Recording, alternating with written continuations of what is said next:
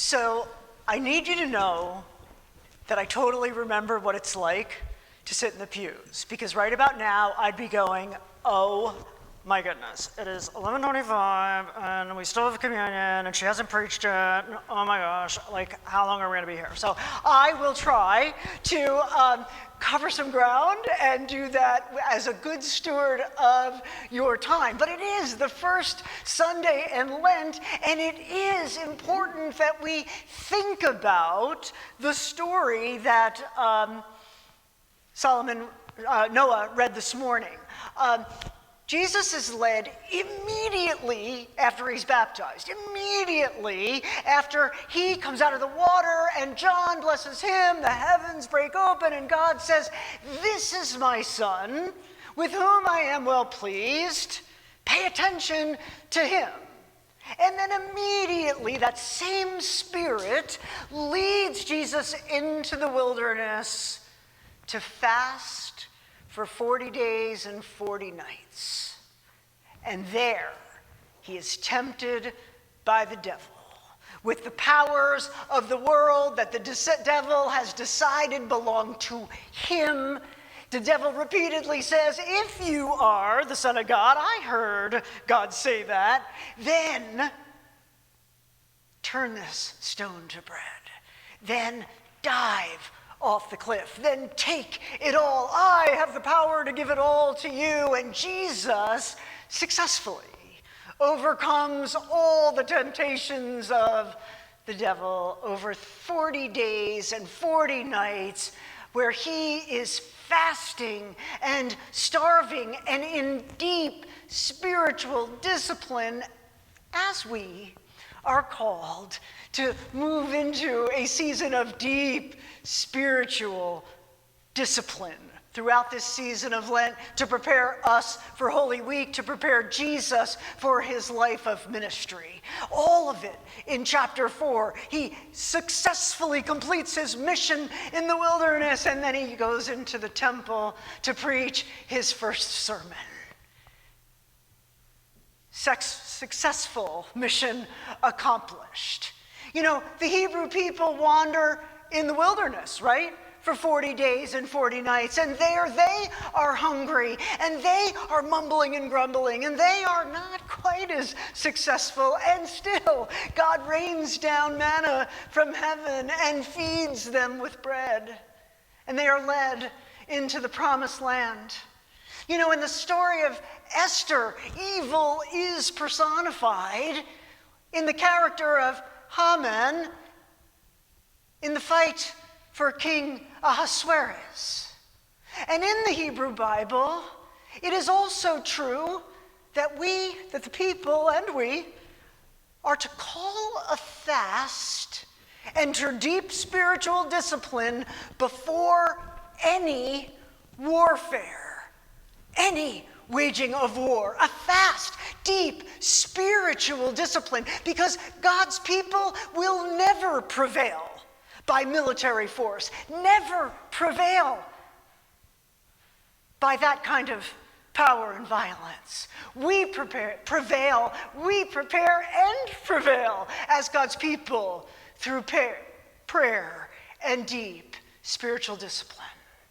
Many examples of parallels from the Hebrew Bible to the story of Jesus in the wilderness, wrestling with the devil or Satan, or as I like to call it, evil that has been personified. And he makes it through by quoting the scriptures, reciting back, armed with all that he has learned because he's studied at the feet of the rabbi. And you know, still, in the early Christian community, there was a community known as the Docetics. The Docetics believed that Jesus only seemed to be human, so the devil didn't stand a chance. That these stories we tell and these stories that we write and read and make meaning in were just stories because Jesus only seemed to be human. But we, as United Methodist people, we believe that Jesus is fully human and fully divine. We like to believe that Jesus has great power and is with God. And we also believe that he wandered and he wrestled and he hungered and he thirsted and he wept and he studied with the rabbi at their feet. We believe that Jesus wrestled so that we don't have to. And I don't know about you, but I read this story of the spirits leading Jesus right after his baptism as a really good argument for infant baptism. Another one of our United Methodist practices that other denominations don't believe in. They don't baptize until a child can claim the commitment for themselves. But we believe that God's grace comes before anything we can do. God's protection, God's love is already there, no matter what we've done and where we were last night. And I like the idea of guardians, grandparents, parents baptizing babies and then carrying them away, and the community protecting those precious children. Because someday we're going to be led to be tempted, to doubt, to worry, to fear. Anybody prone to worry here in this place? I see some hands. Anybody doubting often here in this place? We're human. Jesus was human, and the struggle and the temptations and the doubts are very, very real. I don't think Lent is about potato chips and cookies.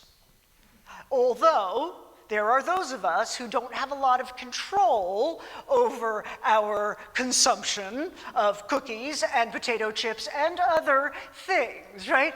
That's when we might want to identify a concern. If our bodies can't metabolize these things, then there is a reason to forego. But I think really what we're talking about in this season of Lent and our own journey of wilderness and facing the devil are those things that really lure us to not believe that we are God's precious children, to not believe that we were designed and created the way we have been and that we are perfect in God's sight. Yes, repentant, yes, making mistakes. But I think that Lent is more about understanding what it is that's in the way for us. In the way. Anybody like to Google things at 4 a.m. when you're not sleeping?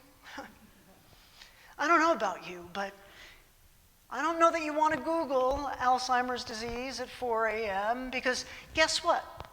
The internet, social media, our news feeds have algorithms in them, right? So if I'm Googling after learning about a friend, if I'm Googling at 4 a.m., guess what's going to show up on my feed and feed me more of that? Fear-inducing, worry, consumption.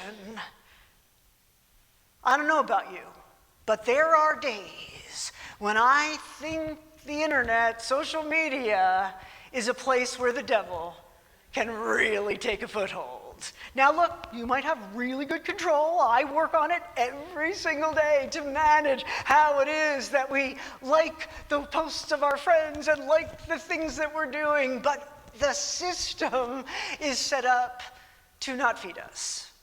So Lent is really important. Time to set aside whatever it is that's in the way. You know, the rapper 50 Cent said that his grandmother told him, worry or pray, but you cannot do both. Worry or pray, but you cannot do both. This is a season for prayer. This is a season to consider driving wherever you're going and turning off the radio and giving that time to God. This is a season where maybe your shower is a dedicated time to remember our baptism and that we are dust, but we are on this journey so that we might know that God is near. Week by week by week, I invite you to set aside those things that are probably in the way. And it does not take long before they're creeping back in, whether it's the list for the grocery store or what we forgot to do yesterday that, Lord have mercy, we have to do today. But we can continue to invite God in. That's what we practice on Tuesdays at 12:30. The practice of a word that brings us home. That practice of a word like peace when our mind is plugging and chugging along. And so, we too have 40 days. Now about 37. But we've got days to set time aside for God. To make some space between our initial impulses and taking action on things when we could simply invite God in. Because where we are lost is where we can be found. Where we are unclear and confused and doubting, we can find assurance. Where we are tending to step away, we can have communion with God.